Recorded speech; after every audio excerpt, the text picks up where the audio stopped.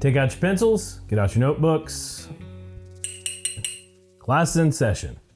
Welcome to Hunting History, bite-sized facts for conservation-minded hunters and anglers. Hunting has always been important to humans. In fact, the oldest recorded story ever is a hunter's tale. Some 44,000 years ago, people on the Indonesian island of Sulawesi painted a hunting scene on cave walls. The scene is of a community of hunters working together to hunt large game. It depicts one group driving quarry as another one awaits with spears. One can only imagine that with so much effort, a feast of gratitude would have followed a successful hunt like that. Closer to home, the oldest recorded story of dove hunting in Texas, a tradition which is deeply rooted in our cultural heritage, appeared in October 1895 in the San Antonio Light. The paper read, "Hundreds of thousands of wild doves flew from all directions of the globe.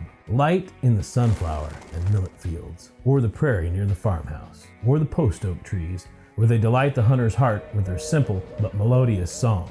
The paper stated that dove could be shot in plentitude and tasted very good if properly prepared and cooked. This tradition of dove hunting is passed through the generations and continues to be a significant part of our hunting culture in Texas. But we had to be hunting and eating dove before 1895, right? I mean, they're delicious. Well, we were. At Gorham's Cave in Gibraltar, there is compelling evidence that Neanderthals, our ancient ancestors, exploited rock doves for food for over 40,000 years. The earliest evidence dating back to at least 67,000 years ago. And get this, archaeologists have found repeated evidence of the practice in different, widely spaced temporal contexts within the cave, indicating that hunting was not just casual or sporadic. This extensive history of dove hunting, spanning thousands of years, points to the enduring tradition and the cultural significance of this practice. So there it is, painted on walls and written in the remains. The story of hunting reaches back into the ages and points to communities built around it. And though the modern world has changed how we hunt, the communal aspect of it still exists today. And nowhere does that community shine more brightly than in a southern dove hunt. It's a shared experience, a bond that transcends time and place. And you, as a hunter, are part of this rich tapestry of tradition.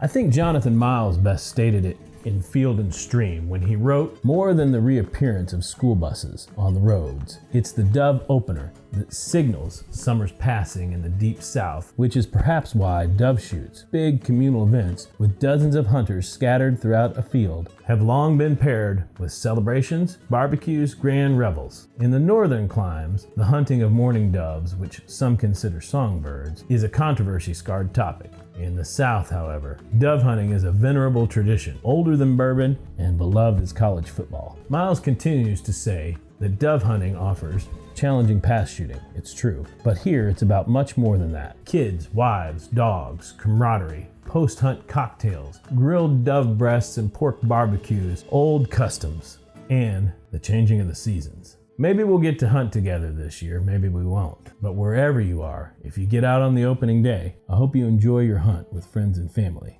And I encourage you to take a moment to reflect on the past and think about the cultural heritage and know that you're carrying the torch for a time-honored tradition.